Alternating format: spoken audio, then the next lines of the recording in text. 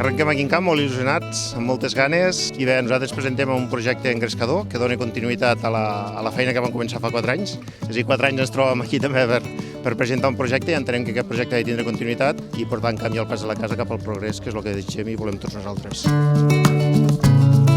Continuar amb l'esforç que hem anat fent durant aquests últims 4 anys i el que hem intentat és, amb la candidatura que hem format, és això, que a part que hi hagi una continuïtat també hi hagi idees noves i ganes d'aportar coses noves a la parròquia. I el fet que sigui una candidatura de continuïtat jo penso que és per poder donar tranquil·litat als electors de la parròquia d'Ordino, que sabran que aquests 4 anys vinents nosaltres tindran un bon suport pel que fa a qualitat de vida, benestar i totes les tasques que s'han iniciat aquests últims 4 anys. Tenim la sort d'haver pogut formar una llista molt treballada i perquè els ciutadans tinguin opció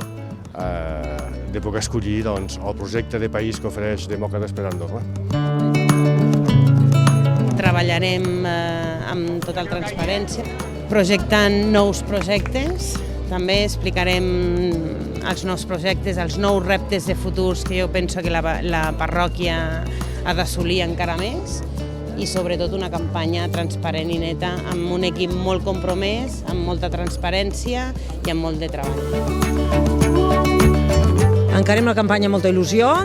tenim un equip de persones formades i preparades per treballar per Andorra, sobretot amb molta il·lusió, ens sentim capacitats i sabem que coneixem el comú suficientment bé com per començar a treballar des del primer dia si els ciutadans ens donen confiança, perquè entenem que Andorra la Vella i Santa Coloma mereixen un treball important, ràpid, urgent, no podem esperar més temps i molt menys 4 anys.